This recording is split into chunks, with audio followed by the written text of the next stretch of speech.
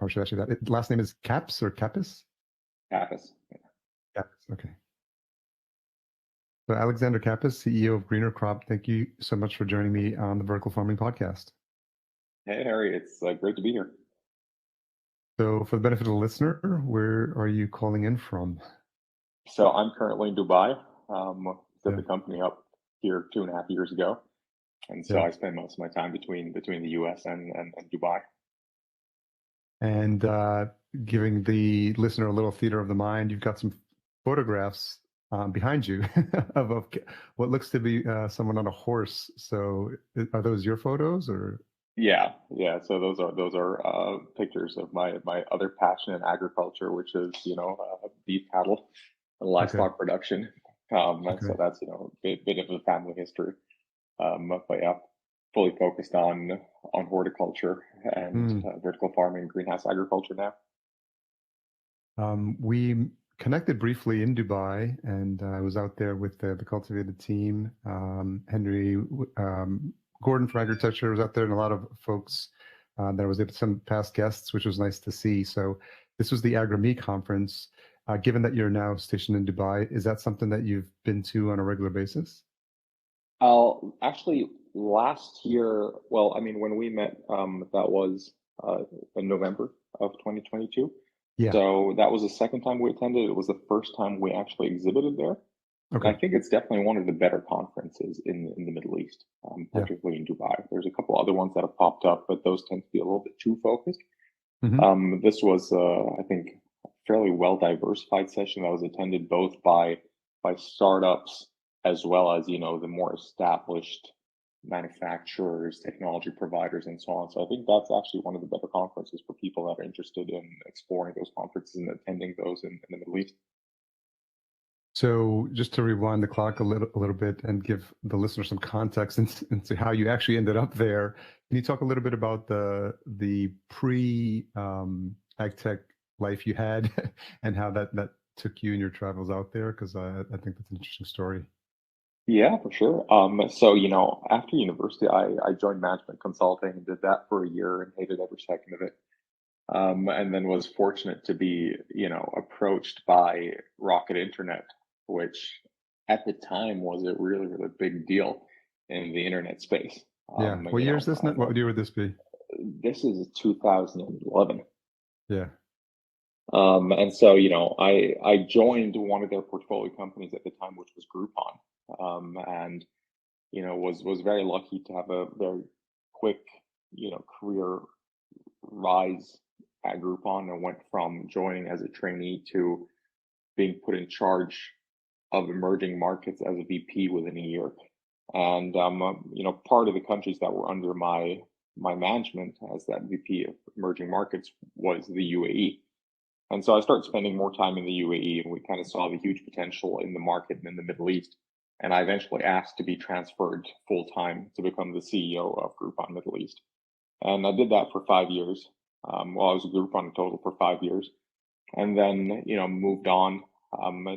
Launched the premium food delivery segment in the Middle East. So it was a Rocket Internet company called Foodora that we launched and scaled well, we launched it in Dubai within just 5 weeks' time. It was pretty funny. When I went to my kind of onboarding meeting, they told me that Deliveroo, which is the biggest competitor in Europe and the Middle East or in Asia, was going to launch in 6 weeks, and so we had to beat them.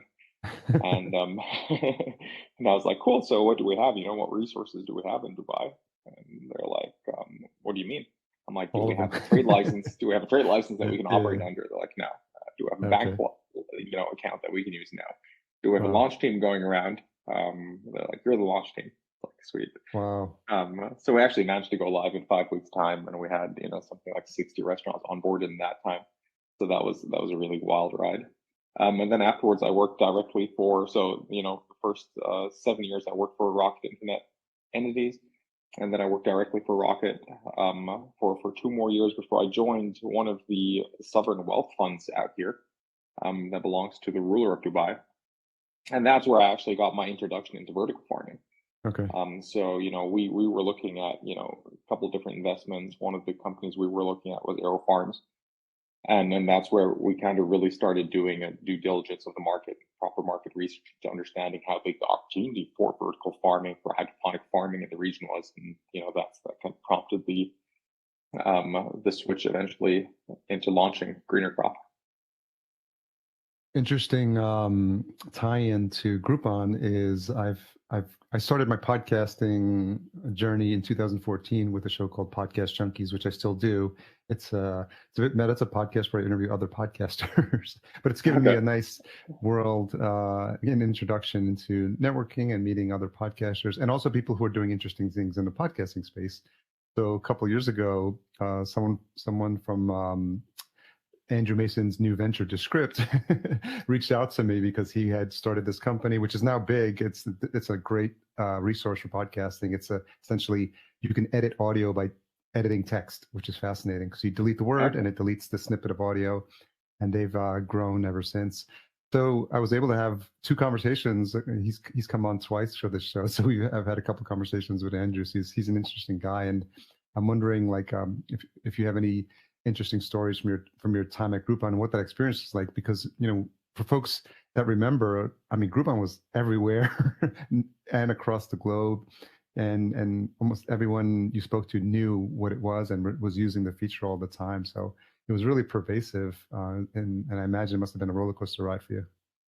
Yeah, it was insane. When I joined, I think we were in something like 12 countries, and in less than a year later, we were in 46 countries. And so the model scaled extremely quickly. And it was the usual, play that especially Rocket Internet at the time had perfected, which was, we have a strong HQ that has all of the central functions like tech development, digital marketing, finance, HR, and so on. And so whenever you expand into a new country, that is literally a sales and operations team that goes and hits the ground running. And the premise was phenomenal. And if we think back, what existed, or what didn't exist much more at the time, Groupon always called itself the merchant, commerce operating system. And the idea was that this was a great way for you to do customer acquisition in a way that wasn't possible before. Most merchants, most businesses at the time weren't familiar enough with social media marketing at the time. And so Groupon was a really easy way for you to start, going into the digital space with marketing. It's a shame that, they didn't surf that wave any further and take advantage of the reach that they had. In my opinion, they should have been the first ones to launch food delivery, for example. Yeah. Right. Both as a marketplace concept and, as the delivery concept. And so there's so many opportunities where other companies have surpassed them significantly and have grown much, much bigger that we're all at Groupon's feet.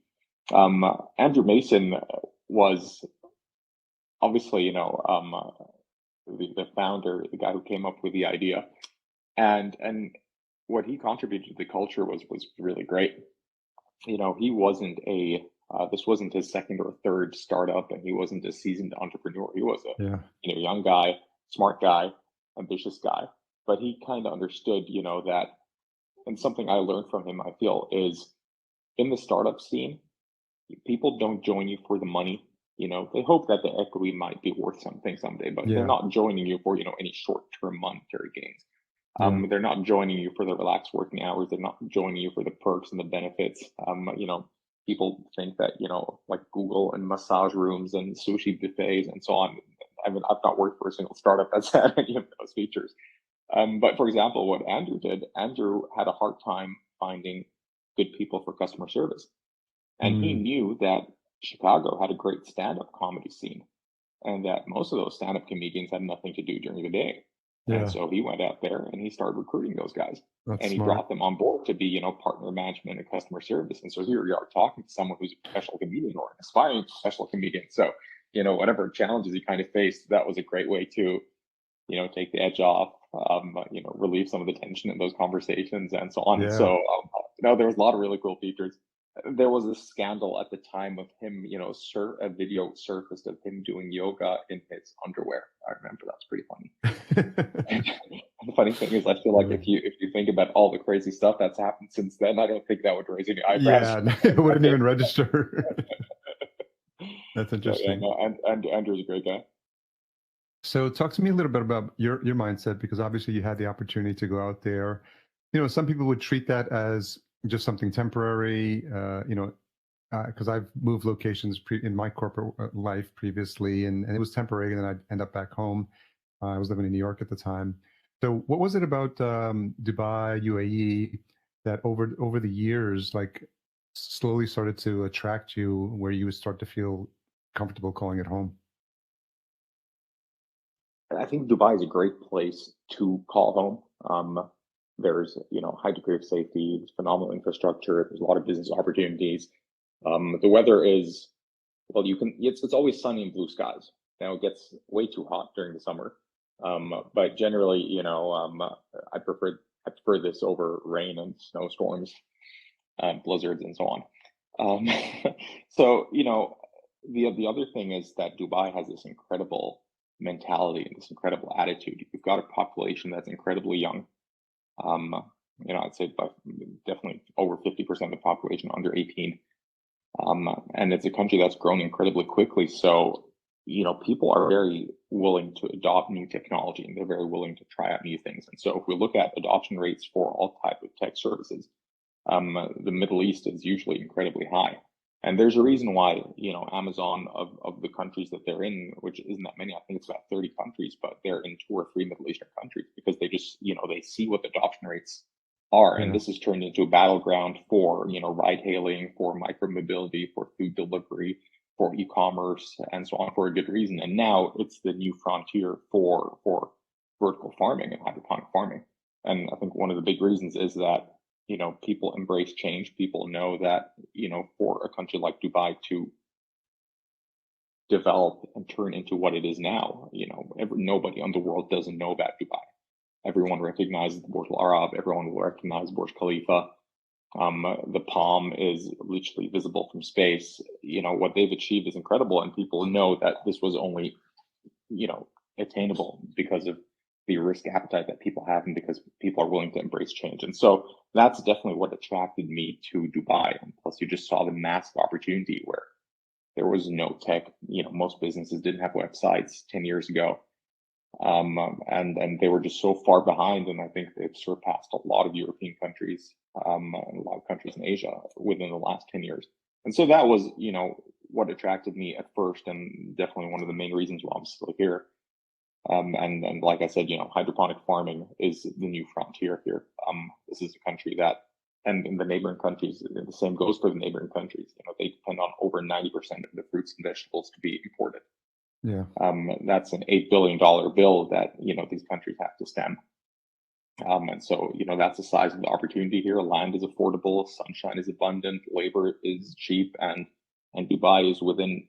I think the statistic is that Dubai is within an 8-hour flight of, I think, half the world's population. Oh, well. Yeah. So it really lends itself to being a huge export market once we get to that scale. So Yeah. yeah, opportunities, I think, is the summary, the answer to your question. And how often do you make it back to States? I try and come every 2 months. Okay. We started the business here, and we then start looking at, okay, with our experience, with our knowledge, with our network in the U.S., where does it apply? And obviously, I think the U.S. is a leading market when it comes to, hydroponic farming, vertical farming.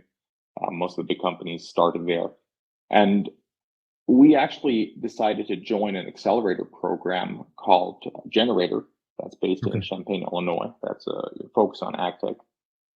And we spent 12 weeks working with those guys and trying to understand where would our market fit be in the U.S. And what we came up with was that we believe there's a significant opportunity within conventional farming, to look at how a hydroponic farm can be integrated in conventional agriculture, and how farmers and conventional producers can benefit from that, and where that fits in. And so, with that in the back of our mind, we've started looking at, how can we expand into the U.S. We're currently in talks over setting up farms in Oklahoma, Illinois, Idaho, New York, and Texas. And so, yeah, I think I'm going to have to start spending a lot more time back in the States. We're in New York. Outside of New York, in a town called Jamestown. Okay. Yeah, I grew up in New York. I grew up in Yonkers, New York, which is Oh, Westchester sweet. County. So yeah. So um, it's people forget how big New York actually is. They just think New Yeah, York City. exactly. Yeah. So interesting. Thanks for giving us that context. So I'm curious about your mindset. You're working with AeroFarms. You know, you've obviously had experience in the region.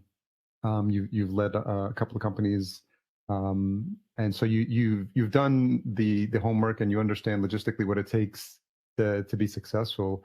You know, what is it, or what was it, or about in CEA that pulled you into actually starting your own company?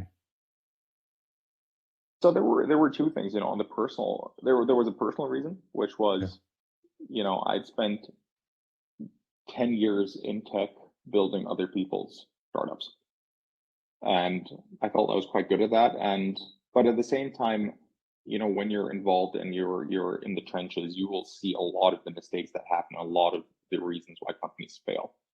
And so I feel like that was something that I had in the back of my mind that held me back a little bit. And I didn't have a venture in mind that I was passionate enough about to kind of overcome those concerns. And then COVID hit, and suddenly, opportunities were very limited. I was at the Sovereign Wealth Fund. I wasn't happy there. I was in charge of tech investments. There was no investments to be made during that time. There was, an investment freeze. And so, then there was my lifelong passion for agriculture. My family's been involved in agriculture for several generations. This was always something that I knew I wanted to eventually retire into, Okay. and hopefully sooner than later. And so, I kind of wanted to find a way to combine my knowledge in tech, my experience in tech, and launching businesses and scaling businesses with my passion for agriculture.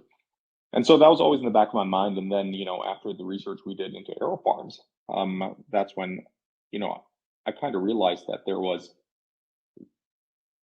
this gap that existed that is rare to find, right? You want to that opportunity, which was we have $8 to $9 billion worth of food or fruit and vegetable imports in the GCC. We have technology that is capable of overcoming that deficiency, right? This is technology that's proven. This is technology that's made the Netherlands the second largest food exporter behind the US, a country that is don't even know how much bigger, but so much bigger. Yeah. Yeah. Right? And it's not being deployed. It's not being deployed at a meaningful enough scale. And so that's when we started looking into, okay, what are the reasons why it's not being deployed in a meaningful scale? And so if we look specifically at, the Middle East and the Gulf, the Arabian Gulf, which, consists of Saudi, Oman, the UAE, Bahrain, and Qatar, and I think Kuwait counts as well. You've got a population that does not have a strong background in farming, right? This is not arable land. It's always been massive water scarcity. So you don't have farmers who are going to, innovate and pioneer this new technology. Yeah. You have very little representation of those companies here. You have significant barriers to entry in terms of, there's a knowledge gap. People don't know. People don't have suppliers here. People don't know where to source the growing supplies. Our industry is still very fragmented. Our industry is still very intransparent. People don't know. Okay, first of all, the first question anyone will ask is, what's the difference between indoor vertical farm or greenhouse? Yeah. Do I want deep water culture? Do I want NFTs? Do I want vertical stacks? Do I need lights? All those questions are questions that they're not going to get a definitive answer for if they search. Yeah. Yeah. Right. And so if you have all of those obstacles and all those questions they need to answer, you don't find answers for, and all those challenges they need to overcome, you're going to look at the opportunity cost and you're going to say, I'm going to invest in something else, gold, crypto, stocks, whatever it is. Yeah. And we said, okay, that's what we want to overcome. And the way to overcome that is by offering a hydroponic farm management service that is comprehensive and allows basically us to support our clients from from conception stage, understanding Mhm. what farming technology would be best suited for your ambitions, your budget, your goals, whether it's a vertical integration into a business or whether it's a standalone investment. We connect them to the manufacturers we work with, we assist with the setup process, and then we support them with the day-to-day operation of the farm. And so that's what we started with.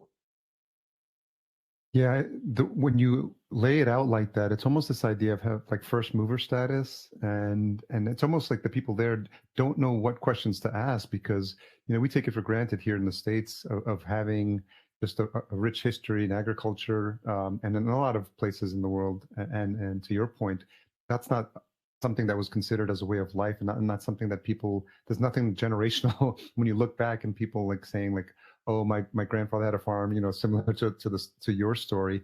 And I think you have that perspective, and you can see the opportunity there. So is that really like where you're seeing the most advantage, because of your experience and because of where we are in the ag tech cycle, that this is really a unique opportunity to not only educate folks in the space, but also be there, and obviously be on the ground to show them what's possible. And it's almost like creating a new industry there. Yeah, absolutely. I'm not sure how much credit I can take for it because I'm not the first one obviously to come up with it. Yeah, yeah, And yeah. and COVID did a, COVID played a big part in amplifying the need for food security, Sure. right? I mean, it was only a week here where we suddenly had a couple of empty shelves. But the shelves that were empty were lettuces, they were vegetables, they were Yeah, a lot of the crops that were being imported from Italy, from the Netherlands, and so on, yeah, right? And those were the first shelves that were empty, and that yeah, was a shock because that had never happened before. But of course, I mean, the UAE leadership responded really well. We never had empty shelves again. yeah. But I think everyone realized how vulnerable these countries are.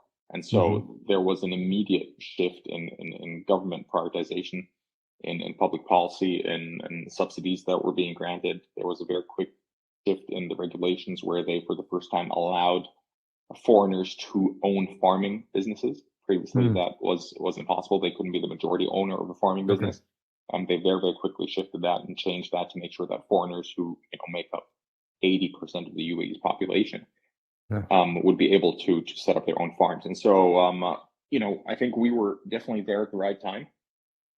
Um, uh, and yeah, you mentioned having a population that has experience in growing and that has history in growing. Yeah. If you don't have that, you don't even have university courses here, right? So, Yeah. it's very, very Good point. rare that Yeah. universities teach agriculture or horticulture. So I mean, you're not even having any homegrown talent being developed that, Mm. may look into, okay, how do we grow further? How do we innovate? And so on. So yeah, I mean, without outside input, um, uh, nothing would be happening here. And so we're definitely here at the right in the right place at the right time. To talk a little bit about the model for folks that are not familiar with Greener Corp, what are the offerings and who are like who's the typical client that you're serving? Yeah, so Greener Crop, the idea was that we wanted to enable the deployment of hydroponic farms, Yeah. and that it didn't matter what experience you have, right? And so for us, who do you speak to first? And that was a matter of who can you reach? Who can you reach easily? And who is invested, or who thinks long term enough, and who's willing to invest in something that's going to take several years to recover its investment, who sees the value of contributing towards food security. Hmm. And so we initially said, okay, this would be difficult as a pitch to individuals. And so we started targeting corporations, and we started going to Okay. food manufacturers. We started going to real estate developers who were, losing, their tenants in commercial buildings rapidly. Yeah. We went to hotels who, had always been struggling to, provide the quality of produce that they wanted to year round, right? It can't be grown locally. There's no such thing as, seasonal produce here. Everything Yeah. has to Yeah. be imported. So it doesn't matter Yeah. what season it is in South America or the Netherlands or Australia, right? Sure. But they, they were interested in the farm to table concepts. And so obviously those guys are all on LinkedIn. Very easy for my sales team to approach them, for me to approach Yeah. them. And so that was our first target group. And so the first farm we actually set up was for a client who had already invested in agriculture. Okay. They're in the pharma business, but they were investing in agriculture. That was our first client. The second client was a real estate development company in Qatar.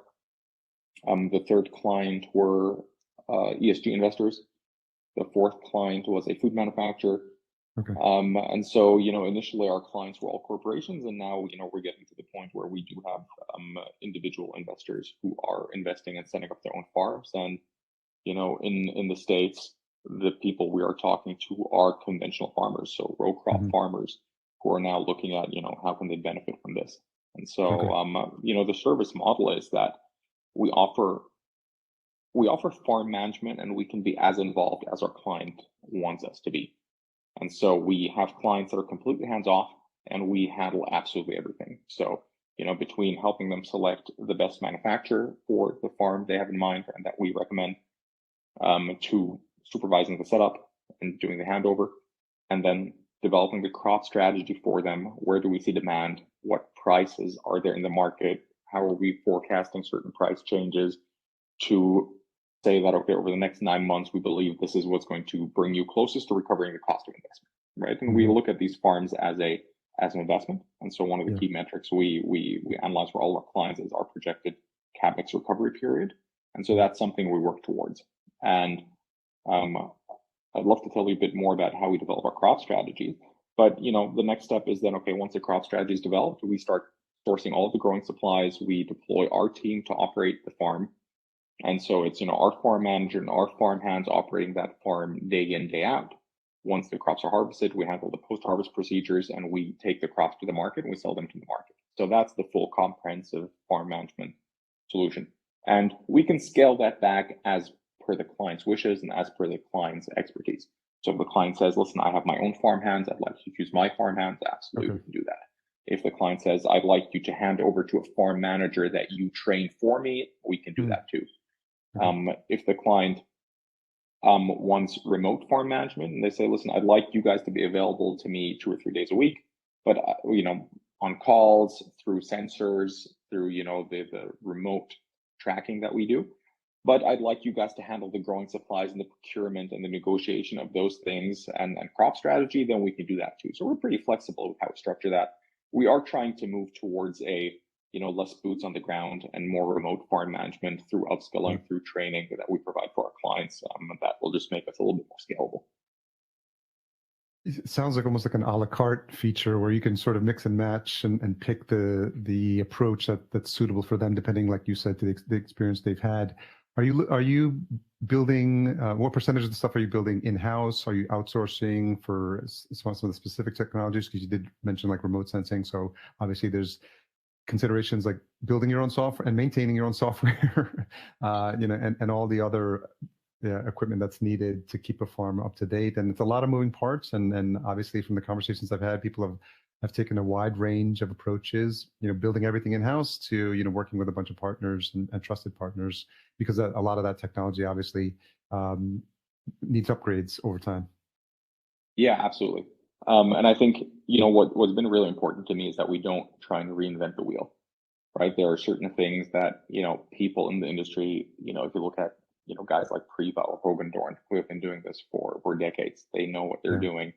Yeah. Their teams are just their developing team is significantly larger than my entire company. So I'm not gonna try and reinvent the wheel there. I'm gonna try and plug into their technology and take advantage of everything they've already built. And so we deploy very little. Actually, sorry, we deploy absolutely zero proprietary hardware. What we are doing is we're building and we're about to finalize our own platform that allows us to plug in sensors, that allows us to connect to the control units to support our clients remotely. And so the idea really is that, we are able to train our clients and they start the operation of the farm, but we are fully aware of every task that's being carried out. We help them develop a workflow and a work plan. We help them allocate tasks to staff to make sure that staff management works seamlessly, especially in the US where, labor shortages are a big issue for anyone, for any producer. And at the same time, because we understand what's going on the farm, we're able to understand how's that affecting inventory. And so everything's logged. We control obviously all the well, we have full visibility over all the growing parameters. Okay. So whether it's CO2 level, whether it's light intensity, whether it's temperature, humidity, and so on, right? but we're also able to see based on the activities that are being logged what happened. So what was the germination rate when we transplanted? Okay. Were there any crops that we had to remove? How often have we been spraying? How often have we had to spray? And then, of course, what are the plants yielding? What are the individual sections of the greenhouses yielding? And how does that compare to the growing parameters? And so through that, we're able to optimize. We're able to constantly monitor and update the inventory to make sure that our farmers and our growers and our partners have all the tools that they need to be successful, that there's no delays there. And at the same time, we're making sure that we leverage that data to give them better supplies. Right? And I think that's one of the beauties of the model is that the more farms we operate, the more we see small levers that make a big difference in production. Yeah. And we will go from season to season and we'll switch, tomato seed varieties and we'll see suddenly a 15% increase in yield. Right? And the fact that something like that is still possible despite, all the innovations made, despite all the promises by our seed manufacturers that this is absolutely the best seed, but suddenly next year's one is 15% better. Yeah. Of course, that depends on the climate. It depends on what we're growing, depends on how we're growing and so on. But it's that type of knowledge that we're able to pass down to our clients and make sure that they have.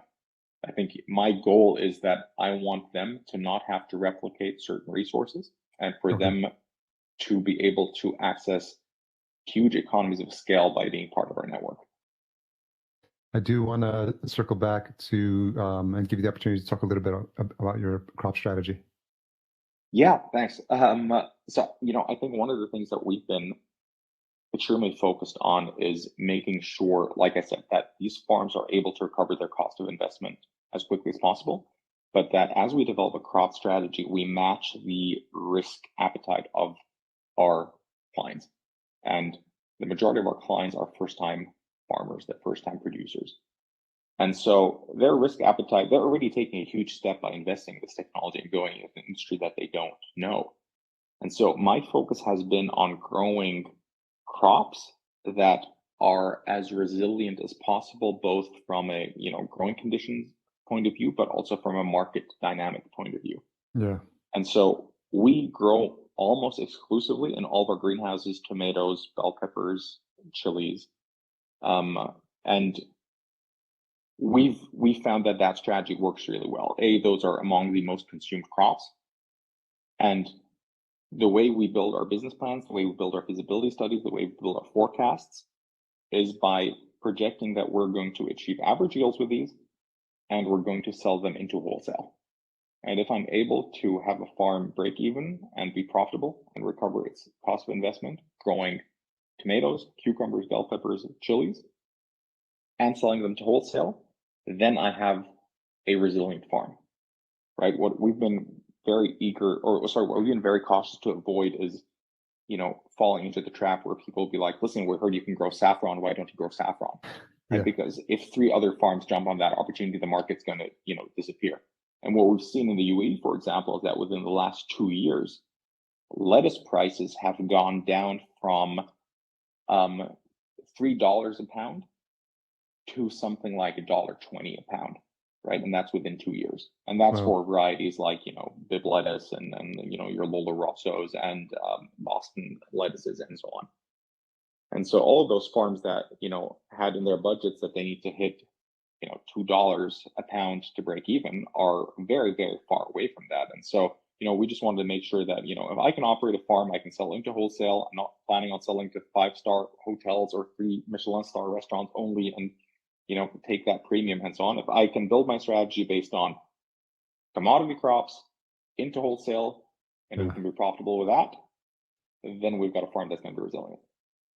Yeah, it's smart because, to your point, if this is their first experience with a vertical farm, there's a lot of unanswered questions. And I think if you're sticking with what works and you can prove what works and have them show success, I think that gives them the confidence to then experience and try other crops later. That might be a bit more risky to sell, but I think there's a lot of and then as with each success, I imagine that you have, that's more data points, right? So you can prove the viability of these crops. And what I love is the fact that you're providing this guidance to them, not only from the startup and the maintenance and the ongoing production within the farm, but also the question that everyone has, obviously, at the end is, once I have these crops, what can I do with them? Where am I going to sell them? Because that's usually a big concern. So it sounds like you've really created a whole end-to-end support system for these farmers. Yeah, that's been the goal, and obviously there's been a lot of challenges on the way. And it's been great to see the industry here develop. I mean, you need to keep in mind that in a country where everything's being imported, there was no real procurement teams for these big grocery stores that Right. were Yeah. looking at the local market, right? A, farming was very small, and B, it's very seasonal, right? Yeah. And the produce wasn't great. Obviously, you've not got fertile soils, so the crops are not picking up great minerals. They don't taste good. They're very watery, and so you had to. I mean, it's something that over the last 2 years, fortunately, the industry has grown alongside us. Fortunately, there are a couple of great players like Pure Harvest, and the likes who have put CEA agriculture on the map, and we're seeing the infrastructure and the ecosystem grow around us, and we've been fortunate that we've been able to influence a lot of that. But yeah, the goal really is that we want to make sure that our clients can leave this farm, can look at this as almost a passive investment, really. Yeah, it makes sense. What are the challenges for you as you think about the ways you're supporting your farms and how you build out your team, and what are the skill sets that are needed? And obviously, given that it's a younger industry out there and less mature, what are you thinking about? What keeps you up at night in terms of thinking about how to grow? um, I mean, there's obviously there's a very large educational piece that still needs to happen, and I think one of the so I mean, there's internal, external challenges. I think internal challenges are obviously, securing offtake. Um, this the market here is how do I describe it in a nice way? It's very spontaneous. We don't really get any long-term offtake agreements. At the moment, I think we're working with something like 20 different crop buyers, and who are having daily deliveries and who want to renegotiate quantities and prices every other week. And so that's draining a lot of manpower. And I think there is a good technical solution there, or there must be. So we need to get there. But the wholesale buying industry is not particularly tech savvy. And so how we implement that's one of the major concerns I have, because at the moment it's draining a lot of our resources, and we're spending a lot of time on securing the offtake for the farms that we operate Okay. in the UAE and Qatar and in Oman. And then I think, from an external point of view, you've got the education that needs to happen for people to be interested enough in pursuing the opportunity of setting up their own farm, right? And unfortunately, there's a lot of actors in the industry that are being counterproductive, in my opinion. I think we spoke earlier about the fact that it's still a bit intransparent, and I think there's some reputational damage that's being done by salespeople who are promoting innovations with unreliable or false data. I think there's a big Yeah. issue, especially out here, where you have every American, every European company wants to sell to the rich Middle Easterners, but how many of them have operations set up here? Yeah. So once the farm is built, where is the after sales service? Um, if something breaks, where are the guys? And so we have cases like that where Spanish manufacturers have built farms here and then they kind of left. And so now if there's an issue, yeah, well, I mean, we'll get the guy to try and help you on Skype. It's not going to work like that, guys. You need to be here. People are investing tens of millions of dollars in setting up farms. They expect you to be here when there's a problem, especially in Sure. the first couple of years where everything should be under some kind of warning, right? And so at the moment, I think we're dealing with some like I said, reputational damage. There's been several headlines about farms going bankrupt, about farms shutting down, and that's affecting a little bit how people view the industry. Now that there's more awareness about it, those headlines, unfortunately, are also being read by more people. And Yeah. so that's something that we need to work around, and we need to make sure that we educate, on why certain things happen and how we plan to counteract those issues and challenges. Yeah, something that I remember from when I was in Dubai was as I was speaking to folks in the booths, is a lot of the questions from people that were curious about the opportunities there. One of the first ones was where are you based? Are you here in Dubai? Yeah. What's your support system look like? And what's this? Will I get support when the farm is up and running? And to your point, it feels like it's a very important and probably one of the first questions people are asking nowadays. Yeah, absolutely. I mean, these farms are complex, right? And one of the things when we talk about crop strategies, we'll have clients tell us, okay, we want to grow strawberries, we want to grow blueberries, we want to do saffron, we want to do this, we want to do this. And I kind of tell them that, the safe approach to this is to look at a farm like a classic car, right? Sure, we're using state-of-the-art technology, and sure, it's being built and designed by experts who have been doing this for a long time and very well educated people, but it's going to take you a while to get a feel for the farm.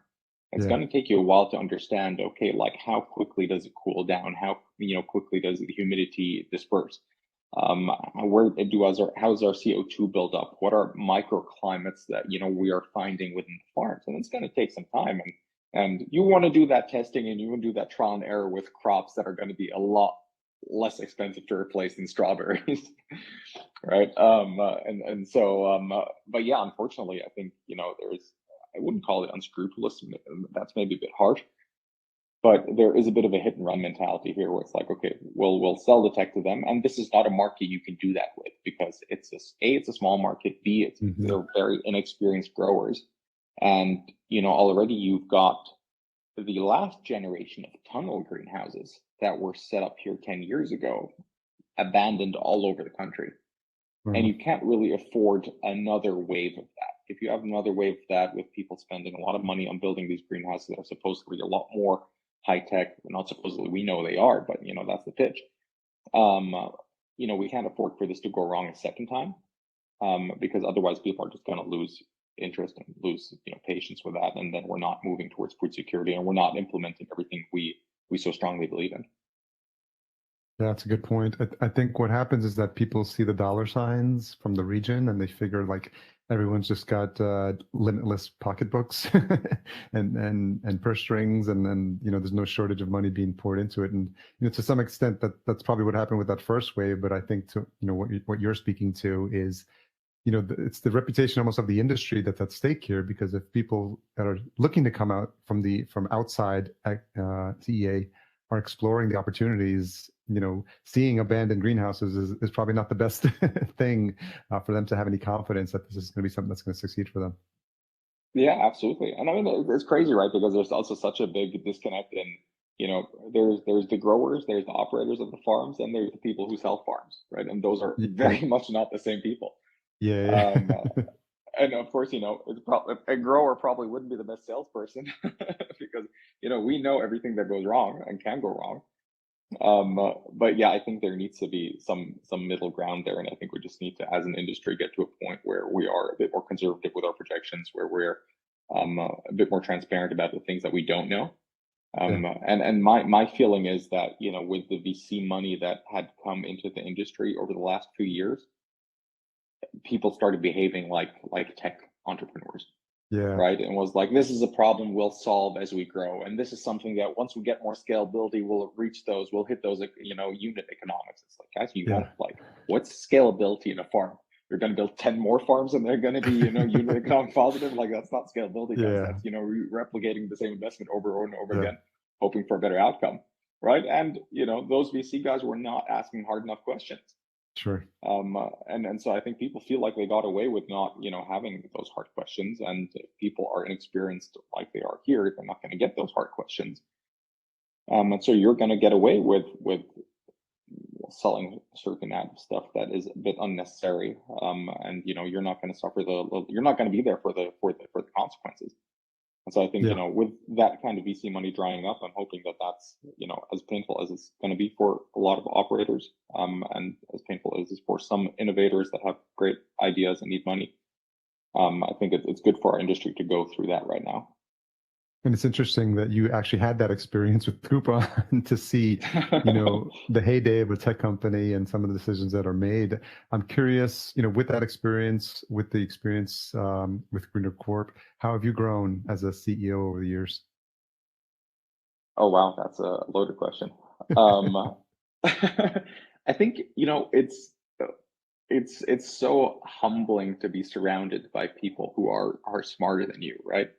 And so I'm the only employee in this company, in my company, Greener Crop, that is not an agricultural engineer. Right. I studied business and I worked in tech for the first, 10, 12 years of my career. So everyone else is an agricultural expert. And it's been incredible to learn everything from them. And obviously, I've not learned everything from them, but everything I have learned is obviously from them and from all the reading I've done in the last 2 years and conversations with people like you and other people in the industry like Henry and Chris Higgins from Horde Americas. There's so many amazing people and who are so generous in the knowledge that they share. And so I think, the thing that I definitely learned during this journey a lot more than in my past roles was how helpful people are if you ask and if you're humble to, admit your shortcomings and you're not trying to overcompensate for everything you don't know by being arrogant or pretending that you know. And so, I really love that about the industry. I really love about all these people who, and especially in my own team, these are all agricultural engineers that, had some experience with hydroponics, but they saw themselves eventually managing a farm for someone. They never saw themselves being part of a company that helps enable other people to set up farms.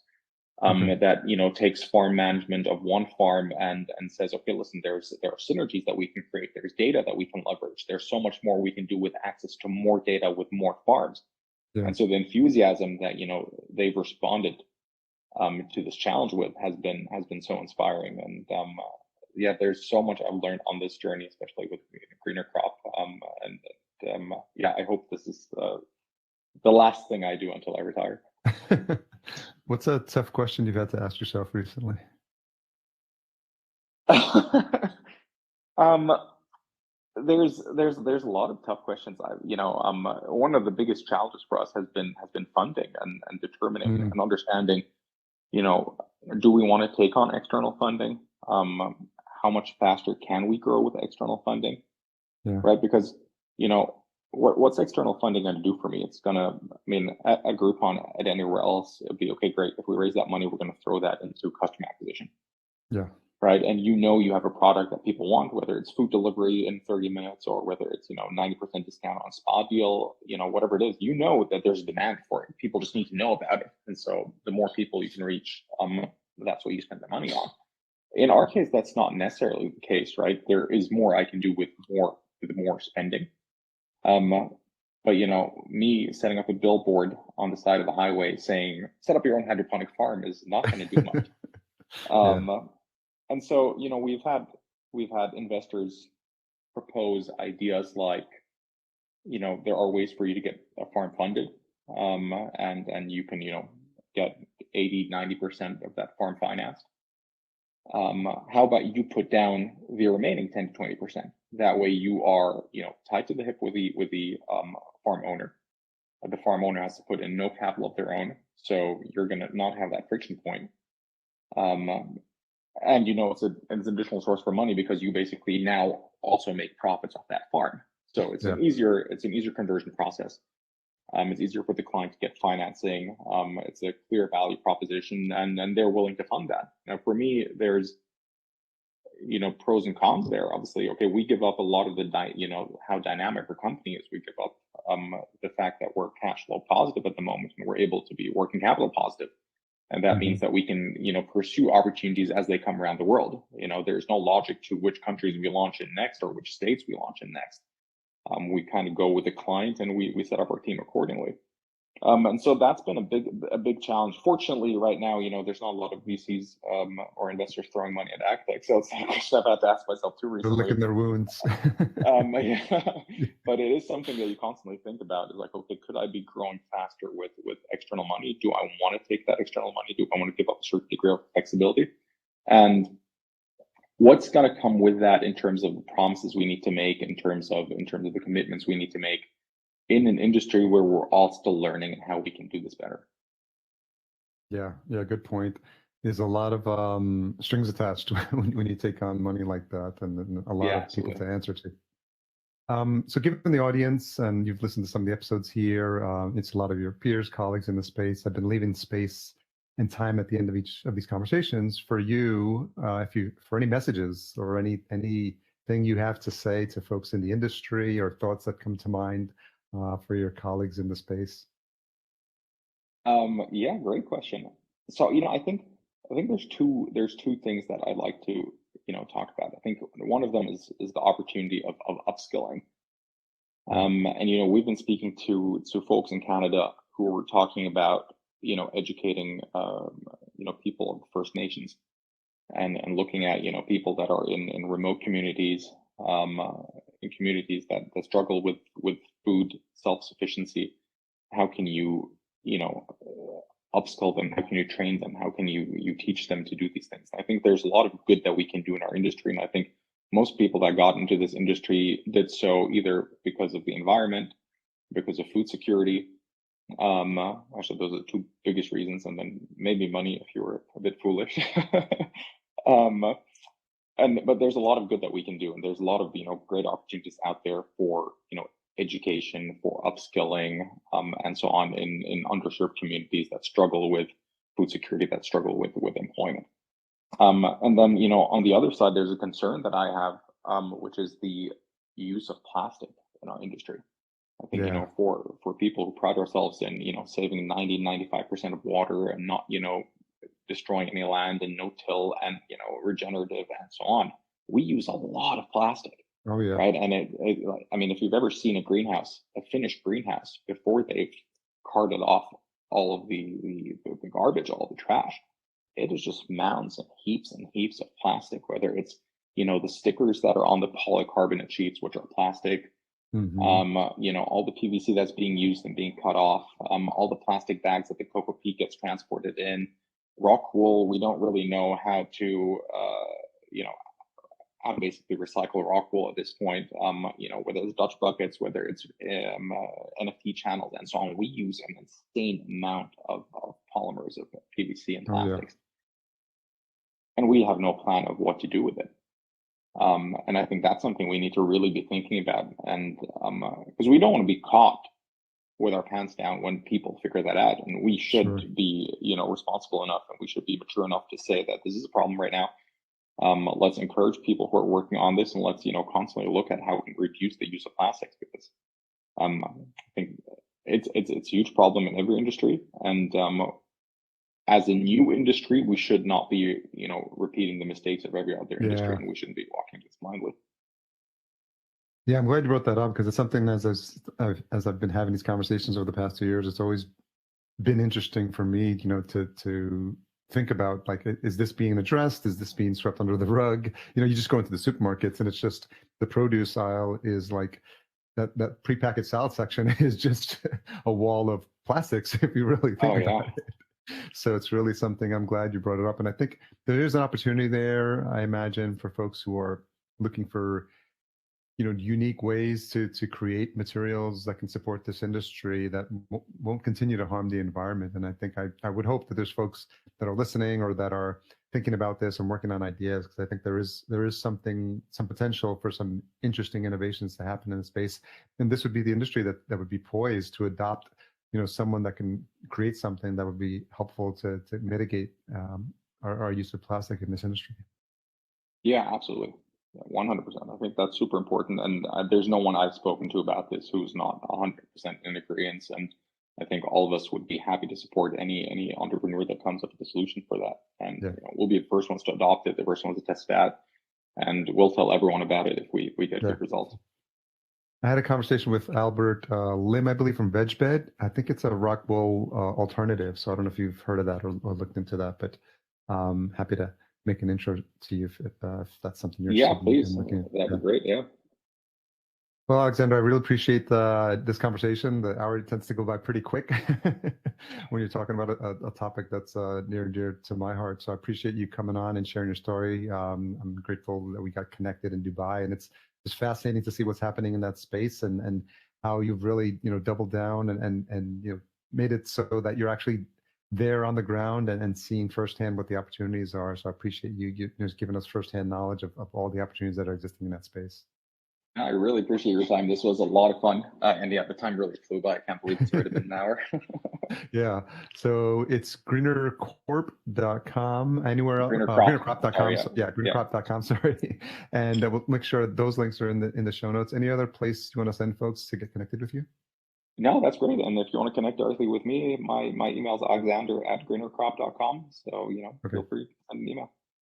Yeah, we'll make sure all that's available in the show notes as well. So I really appreciate you coming on and sharing your story. Thanks for your time. Thanks a lot, Harry.